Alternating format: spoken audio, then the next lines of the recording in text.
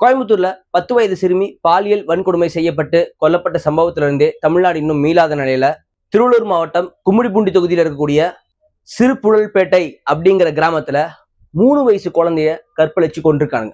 யார் அது? இந்த கொடூர குற்றத்தை செஞ்ச குற்றவாளி என்ன ஆனா? இப்ப அவனை கண்டுபிடிச்சிட்டாங்களா இல்ல என்னதான் இந்த பிரச்சனையில போயிட்டு இருக்கு? இதை பத்தி தான் இந்த வீடியோல டீட்டெயிலா பார்க்க போறோம். ஸோ வீடியோவை ஸ்கிப் பண்ணாம பாருங்க.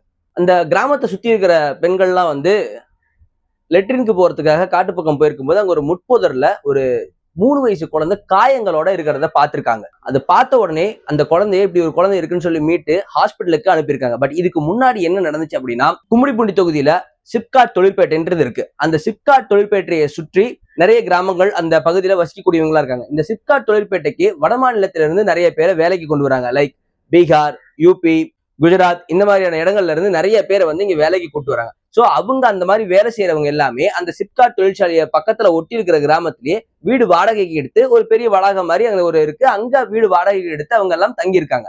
அப்படி தங்கியிருக்க சூழல்ல தான் அங்க பீகாரை சேர்ந்த ஒரு கணவன் மனைவி ஒரு குழந்தையும் இருக்காங்க. அந்த குழந்தைக்கு 3 வயசு ஆகுது. இது ஒரு பக்கம். அந்த பக்கத்து வீட்லயே 19 வயதை சேர்ந்த இளைஞரும் இன்னும் ஒரு சில 3 பசங்களும் சேர்ந்து ஒரு வீட்டுல கூடியிருக்காங்க.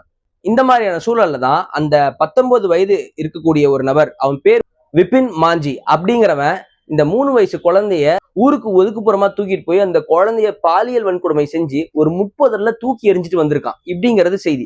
இது எப்படிடா கண்டுபிடிச்சாங்க அப்படின்னா, ஃபர்ஸ்ட் அந்த குழந்தைய ஹாஸ்பிட்டலுக்கு எடுத்துட்டு போயிட்டாங்க. போலீஸ்க்கு கம்ப்ளைண்ட்டும் போயிருச்சு. ஃபர்ஸ்ட் அங்க இருக்க கும்மிடிப்பூண்டி ஹாஸ்பிட்டலுக்கு அந்த குழந்தைய தூக்கிட்டு போகும்போது இல்ல குழந்தை ரொம்ப சீரியஸா இருக்கு அப்படின்னு சொன்னதுனால கும்மிடிப்பூண்டியில இருந்து குழந்தைய சென்னை ஸ்டான்லி அரசு மருத்துவமனைக்கு அங்க கொண்டு போய் காட்டுக்குன்னு சொன்னதுனால குழந்தை ஸ்டான்லி அரசு மருத்துவமனைக்கு கொண்டு வரப்பட்டு ட்ரீட்மெண்ட் பார்க்கப்பட்டு இருக்கு.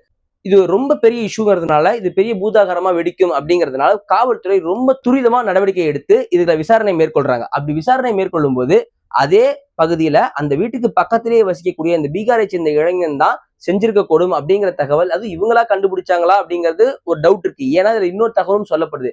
என்ன அப்படின்னா, பொதுமக்களே இவனை கண்டுபிடிச்சு அடிச்சு மிதிச்சு உதச்சு இவங்க பொதுமக்கள் தான் போலீஸ் கிட்ட ஒப்படைச்சாங்க அப்படிங்கிற மாதிரியான ஒரு தகவலும் இருக்கு. சோ போலீஸ் கிட்ட ஒப்படைச்சிட்டாங்க, பொதுமக்களும் அடிச்சு உதைச்சிட்டாங்க. அடுத்து என்ன அப்படின்னா, குழந்தை அங்க ஏற்கனவே ஸ்டான்லி மருத்துவமனையில ட்ரீட்மெண்ட் நடந்துகிட்டு இருக்கு.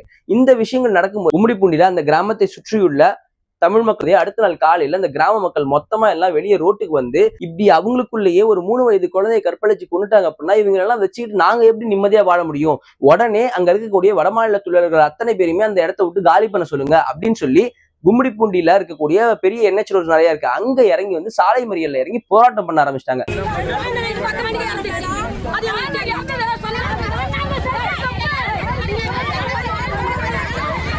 நிறைய போலீஸ் எல்லாம் காம்ப்ரமைஸ் பண்ணி என்னென்னவோ சொல்லியுமே வேலைக்கு ஆகல. பட் இந்த இன்பிட்வீன் கேப்குள்ள அவங்க ஊர் மக்கள்லாம் என்ன சொல்றாங்க அப்படின்னா, இது ஒருத்தன் அவனை பிடிச்சிருக்காங்க, அந்த ஒருத்தன் மட்டும் எல்லாம் கிடையாது, அவன் கூடவே தங்கி இருக்கிற அந்த 4 பேருமே சேர்ந்து கூட்டு பாலியல் வன்கொடுமை தான் செஞ்சிருக்காங்க அப்படின்னு ஒரு தகவலும் சொல்றாங்க. அது நேத்துல இருந்து செய்திகள்லயும் நியூஸ் சேனல்களையும் பயங்கரமா பரவிக்கிட்டு இருக்கு. இப்படி ஒரு பக்கம் இருக்க, காவல்துறையினர் ஒரு பேசிக் இன்வெஸ்டிகேஷன் எல்லாம் பண்ணுவாங்க. இப்ப என்ன அடிச்சு உதச்சு பிடிச்சிட்டாங்க, அவன்கிட்ட ஒரு விசாரணை எல்லாம் பண்ணிருப்பாங்கல்ல, அந்த விசாரணையின் அடிப்படையில அவங்க ஒரு விஷயம் ஒரு அறிக்கையாகவும் ஒண்ணு விடுறாங்க. அவங்க என்ன சொல்றாங்க அப்படின்னா, பல சேனல்கள்ல பொய் செய்திகள் பரவிக்கிட்டு இருக்கு, கூட்டு பாலியல் வன்கொடுமை நடந்ததுக்கான எந்த விஷயமும் இல்ல, முதல்கட்ட விசாரணையில இவன் ஒருத்தன் தான் பாலியல் வன்கொடுமை செஞ்சு அந்த குழந்தை இப்ப ட்ரீட்மெண்ட்ல இருக்கு அப்படிங்கிற மாதிரி சொல்லிட்டு இருந்தாங்க. பட் ஒரு ரொம்ப சோகமான செய்தி என்ன அப்படின்னா, இன்னைக்கு காலையில ட்ரீட்மெண்ட் பலன் இல்லாம அந்த குழந்தை இறந்துருச்சு.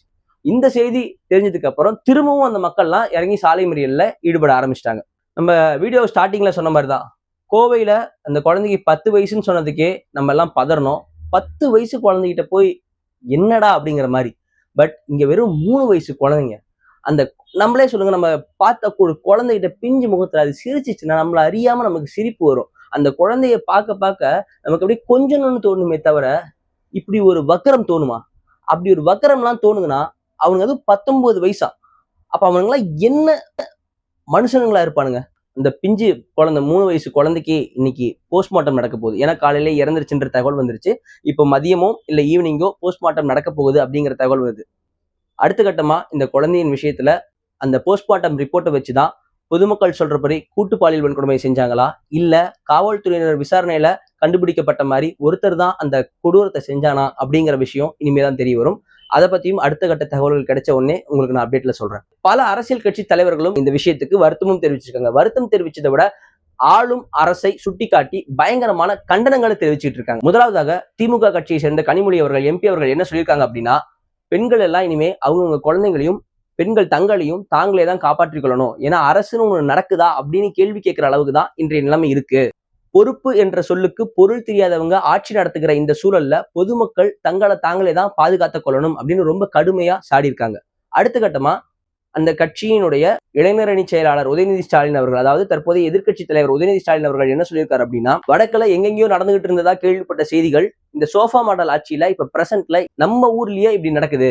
தமிழ்நாடு முழுக்க சட்டம் ஒழுங்குன்றது வென்டிலேட்டர்ல இருக்கு. காவல்துறையினரை உடனடியாக உயர்மட்ட குழு கூட்டம் கூட்டி இது மாதிரியான குற்றங்களை தடுக்கிறதுக்கு உடனடியா முதலமைச்சர் அவர்கள் நடவடிக்கை எடுக்கணும். இல்ல இதே மாதிரிதான் குற்றங்கள் தொடரும் அப்படின்னா பொதுமக்களை கூட்டிக் கொண்டு சாலையில் இறங்கி போராட்டம் நடத்துவோம் எங்கள் தலைவரின் உத்தரவின் பேரில் அப்படின்னு உதயநிதி ஸ்டாலின் அவர்களும் கடுமையான கண்டனத்தை பதிவு செஞ்சிருக்காரு. அடுத்த கட்டமா எடப்பாடி பழனிசாமி அவர்களும் 3 வயது குழந்தையோட பாலியல் வன்கொடுமை மரணம் செய்திங்கிறது வேதனைக்குள்ளானது, அதிர்ச்சி அளிக்கிறதுன்றதையும் பதிவு பண்ணிட்டு, உங்களோட ட்ரையல் பீரியட் 6 மாசம் முடியறதுக்குள்ள இன்னும் என்னென்னலாம் நடக்குமோ அது வரைக்கும் மக்கள் இப்படிதான் இருக்கணுமா, சீக்கிரம் விரைந்து இதுக்கான நடவடிக்கைகளை எடுங்கள் முதல்வர் அவர்களே அப்படின்னு அவரும் விஜய் ஆட்சியின் மீது ஒரு கண்டனத்தை தெரிவிச்சிருக்காரு.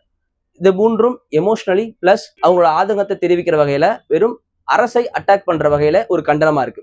அடுத்த கட்டமா பாஜகவின் முன்னாள் மாநில தலைவர் அண்ணாமலை அவர்களும் ஒரு அறிக்கை விட்டிருக்காரு. அந்த அறிக்கையில அவர் என்ன குறிப்பிடுறாரு அப்படின்னா, இந்த குழந்தையோட இந்த சம்பவத்துக்கு அவரும் ஒரு வருத்தத்தை தெரிவிச்சுட்டு, சமீப காலமாகவே தமிழ்நாட்டில் நடக்கக்கூடிய பெரும்பாலான குற்றங்கள்ல வட மாநில தொழிலாளர்கள் அதிக அளவுல கைது செய்யப்படுறதுங்கிறது ஒரு சந்தேகத்துக்குரிய செயலாக இருக்கு.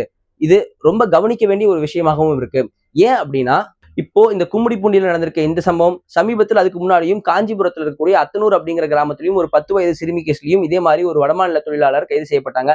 அது மட்டும் இல்லாம வேளச்சேரி பகுதிகளில் ஒரு மூதாட்டி பிளஸ் இன்னொருத்தட்ட சங்கிலி பறிப்பு, இந்த மாதிரியான செய்திகள், தாம்பரம் மற்றும் மதுரவாயல்ல பெண்கள் கிட்ட பாலியல் சிண்டல், இந்த மாதிரி பல்வேறு வகையான குற்றச்சாட்டுகள்ல வடமாநில தொழிலாளர்கள் அதிக அளவுல அவங்களோட பெயர் இடம்பெறுது. சூழல் இப்படி இருக்கும் பட்சத்துல தொழில் முறை காரணமாக இங்க நம்ம தமிழ்நாட்டிலிருந்து வட மாநிலங்களுக்கு போகக்கூடிய தமிழர்களாகட்டும் சரி, வட மாநிலத்திலிருந்து நம்ம தமிழ்நாட்டுக்கு வரக்கூடிய வடமாநில தொழிலாளர்களாகட்டும் சரி, இந்த போக்குவரத்துங்கிறது நம்ம தவிர்க்க முடியாது. ஆனால் வட மாநிலத்திலிருந்து எத்தனை தொழிலாளர்கள் இங்கு வராங்க, எந்தெந்த கம்பெனில அவங்க வேலை செய்யறாங்க, எங்க அவங்க குடியிருக்காங்க, இது குறித்த தகவல்கள் தமிழ்நாடு அரசிடம் இருக்கிறதா? அதுவும் தாண்டி இப்படி வேலைக்கு எடுக்கக்கூடிய நிறுவனங்கள் அவர்கள் குறித்த தகவல்களை தமிழ்நாடு அரசு கிட்ட கொடுக்குறாங்களா? அப்படி கொடுக்கல அப்படின்னா இதுக்கு மேலேயாவது உடனடியா இவங்கள் குறித்த தகவல்களை தமிழக அரசிடம் அந்தந்த நிறுவனங்கள் வழங்க வேண்டும் அப்படின்றத பதிவு பண்ணியிருக்காரு. ஸோ எல்லாருமே அவங்களோட வருத்தையும் அறிக்கையையும் தெளிவுபடுத்துறாங்க. ஓகே, பட் நம்ம கட்சி அரசியலை எல்லாம் தாண்டி நாம ஒரு விஷயத்த டிஸ்கஸ் பண்ணுவோம். இது சட்டம் ஒழுங்கு சீர்கேடு, ரைட். பட் இதுவே வந்து ஒரு பஸ் ஸ்டாண்ட்ல இல்ல பப்ளிக் அதிகமா நடக்கக்கூடிய இடத்துல அப்படிங்கிற மாதிரியான ஒரு விஷயம் வரும்போது அரசையும் ஆட்சியாளர்களையும் நாம குற்றம் சொல்லலாம். இல்ல குற்றவாளிய காப்பாத்துறாங்க, ஒளிச்சு வச்சுக்கிட்டு அவருக்கு தண்டனை வாங்கி தராம ஒரு பிக்ஷாட்டை காப்பாத்துறதுக்காக அரசே இந்த குற்றத்துக்கு துணை போகுது அப்படின்னா அரசு நம்ம குற்றம் செய்ய முடியும். இப்போ இந்த கேஸை விட்டுருங்க. இப்போ ஒரு அபார்ட்மெண்ட் இல்ல ஒரு கேட்டட் கம்யூனிட்டி அந்த மாதிரியான இடத்துல மக்கள் வாழ்றாங்க. அங்க ஒரு வீட்டுக்கு பக்கத்து வீட்டுல இருக்கிறவனே இந்த மாதிரியான ஒரு குற்றங்கள் செய்யறாங்க அப்படின்னா அதுக்கு எந்த சிங்கப்பெண் அதிரடிப்படையை தான் என்ன செய்யும், இல்ல எந்த காவல்துறை தான் என்ன செய்யும்? இது வந்து டிவிக்கு ஆட்சி, திமுக ஆட்சி, அதிமுக ஆட்சி இல்ல எந்த ஆட்சியிலையுமே இருந்தாலுமே ஆட்சியாளர்களும் சரி காவல்துறையும் சரி ஓரளவுக்கு தான் பாதுகாப்பு கொடுக்க முடியும். பட் இந்த விஷயத்துல நான் ஏன் இதை பர்டிகுலரா சொல்றேன் அப்படின்னா, வீட்டுக்கு பக்கத்து வீட்டுல இருக்கிறவங்க இதை செஞ்சிருக்கான், இதுக்கு காவல்துறை எப்படி பொறுப்பாக முடியும்? இல்ல விஜயோட ஆட்சி தான் என்ன செஞ்சிருக்க முடியும் இதுல நினைக்கிறீங்க? எனக்கு தெரிஞ்ச வரைக்கும் விஜயோட ஆட்சியில என்ன செஞ்சிருக்கணும் இல்ல என்ன செய்யலாம் அப்படின்னு ஒரு விஷயம் இருக்குன்னா, இந்த சாலை மறியல் போராட்டம் நடத்தினப்பவே பொதுமக்கள்ல சில பேர் வந்து அன்அபிஷியலா சில விஷயங்கள் சொன்னதாக ஒரு தகவல் ஒண்ணு கிடைச்சது. அது என்ன அப்படின்னா, இந்த கோயம்புத்தூர்ல இந்த 10 வயது சிறுமி கேஸ்ல ஒரு விஷயம் நடந்தப்பவே அந்த குற்றவாளியை என்கவுண்டர்ல வச்சு போட்டு தெரியுங்கன்னா, தமிழ்நாட்டுல இந்த மாதிரி குழந்தைங்க கிட்ட குற்றத்தை செஞ்சோம்னா உடனே என்கவுண்டர் பண்ணிடுவாங்க அப்படின்ற ஒரு பயம் ஏற்பட்டிருக்கும். அந்த பயத்தினாலேயாவது பாதி குற்றங்கள் குறைஞ்சிருக்கும்னு சில மகளிர்கள் புலம்பிக் கொண்டதாகவும் கருத்துக்கள் சொன்னதாகவும் ஒரு தகவல் இருக்கு. அது போன்று இவன் தான் உண்மையான குற்றவாளி அப்படிங்கிறது உறுதியாயிருச்சுன்னா அவங்களுக்கு தண்டனை கடுமையாக்கப்பட்டால் மட்டும்தான் பயம் அதிகமாகும். அப்படியாப்பட்ட பயம் அதிகமானால்தான் குழந்தைங்க மேல கை வைக்கணுங்கிற எண்ணம் குறையும். உண்மையிலேயே தொடர்ச்சியா இது மாதிரியான சம்பவங்கள் கேட்க கேட்க மனசு ஒரு மாதிரியாக தான் இருக்கு. ஏன்னா ஒரு 10 நாள் 15 நாளைக்கு முன்னாடியே கேரளால ஒரு 1.5 வயசு குழந்தை தாயோட சபலத்தின் காரணமா அந்த குழந்தை உயிரிழந்துச்சு. அடுத்து பக்கத்து வீட்டுக்காரனே ஒரு கோயம்புத்தூர்ல ஒரு குழந்தைய தூக்கிட்டு போய் ஒரு கொடுமையை செஞ்சிருக்கான். இப்ப திரும்ப கும்மிடிப்பூண்டியில 3 வயசு குழந்தைக்கு, இதெல்லாம் பூதாகரமாக வெடிச்ச சம்பவங்கள். இது இல்லாம இந்த மாதிரி பூதாகரம் ஆக்காத பல சம்பவங்கள் சுத்தி நடந்துகிட்டே தான் இருக்கு. என்னதான் அரசும் ஆட்சியும் ஒரு பக்கம் பாதுகாப்பு கொடுக்கணும் அப்படின்னா கூட இந்த மாதிரி குழந்தைய வச்சிருக்கக்கூடிய பெற்றோர்கள் முடிந்த அளவுக்கு தங்களோட குழந்தைய 24 மணி நேரமும் உங்களோட கண்ணுங்கிற சர்வேலன்ஸ்லயே நீங்க வச்சிருந்தா மட்டும்தான் நம்ம குழந்தைகளை நாம பாதுகாத்துக்க முடியும். இதெல்லாம் முடிஞ்சதுக்கு அப்புறம் அவங்க வந்து என்ன செஞ்சு என்ன நடவடிக்கை எடுத்து என்ன பிரயோஜனம்? நாம நம்மளோட வேலை செய்யற காரணத்துக்காக இந்தம்மா விளையாடு அப்படின்னு குழந்தைய விட்டு நம்ம வேலையை பார்க்கணும் அப்படிங்கிறது இருக்கிற மாதிரி நாம கேஷுவலா எந்த வகையிலுமே விட்டுறக்கூடாது. என்னதான் வேலை செஞ்சோம் அப்படின்னாலும் அந்த குழந்தைய நம்ம கண் பார்வையிலேயே பாத்துக்கணும். விளையாட போறாங்களா, விளையாட விட்டுட்டு கண்ணு முன்னாடி வச்சுட்டு விளையாட விடுங்க. பொத்தி பொத்தி பாத்துக்க வேண்டியது நம்ம பொறுப்பு. இதுக்கு மேல இந்த விஷயத்தை பத்தி என்ன சொல்றதுன்னு தெரியல. அடுத்த கட்டமா இந்த கேஸ்ல ஏதாவது அப்டேட் வருது அப்படின்னா அதையும் உங்க கூட ஷேர் பண்ணிக்கிறேன். பிளஸ் நேத்து ஒரு வீடியோ போட்டிருந்தோம். சேலத்துல அந்த 8000 பிளஸ் வீடியோக்கள் சார்ந்த ஒரு விஷயத்துல ஒரு அப்டேட் ஒன்றும் கிடைச்சிருக்கு. அதுல நம்ம ஏற்கனவே ஃபர்ஸ்ட் வீடியோல சொல்லியிருந்தோம், இவன் டிவிகே கட்சிக்காரனான்னு தெரியல அப்படின்னு ஒரு சந்தேகம் சொல்லியிருந்தோம். பட் ஒரு போஸ்டர் வந்து நிரூபிச்சிச்சு அவன் டிவிகே கட்சிக்காரன் தான். ஆனா இன்னைக்கு இந்த அப்டேட் படி அந்த கொல்லாம்பட்டியை சேர்ந்த பகுதின்றது தாவேக கட்சியின் கழக நிர்வாகத்தின்படி அது சேலம் தெற்கு மாவட்டம்னு வருது. அந்த தெற்கு மாவட்டத்துக்கு ஒரு மாவட்ட செயலாளர் அவர் RS மணிகண்டன் இருக்காரு. அவர் இன்னைக்கு வந்து ஒரு அறிக்கை ஒண்ணு விட்டிருக்காரு. அதுல அவர் என்ன சொல்லியிருக்காரு அப்படின்னா, இப்ப சமீபத்துல சேலத்துல இந்த 8000 பிளஸ் வீடியோக்கள்ல கைது செய்யப்பட்ட மணிகண்டன் என்பவருக்கும் தாவேக கட்சிக்கும் எந்த சம்பந்தமும் கிடையாது. அரசியல் காழ்ப்புணர்ச்சியின் காரணமாகவோ இல்ல வேற ஏதோ காரணங்களாகவும் இப்படி பொய் செய்திகள் பரப்பிட்டு இருக்காங்க. இது மாதிரியான பொய் செய்திகள் பரப்புவர்கள் மீது சட்டப்படி நடவடிக்கை எடுக்கப்படும் அப்படின்னு ஒரு விஷயத்த சொல்லியிருக்காரு. சோ இது இன்னைக்கு இது அப்டேட். அவன் உண்மையிலேயே டிவிகே கட்சியை சேர்ந்தவனா இல்லையா அப்படிங்கிற ஒரு கன்ஃபியூஷன் மீண்டும் எழுந்திருக்கு.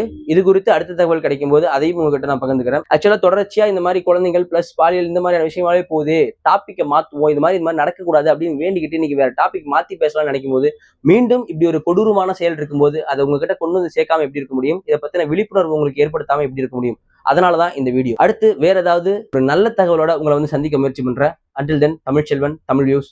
தேங்க்யூ.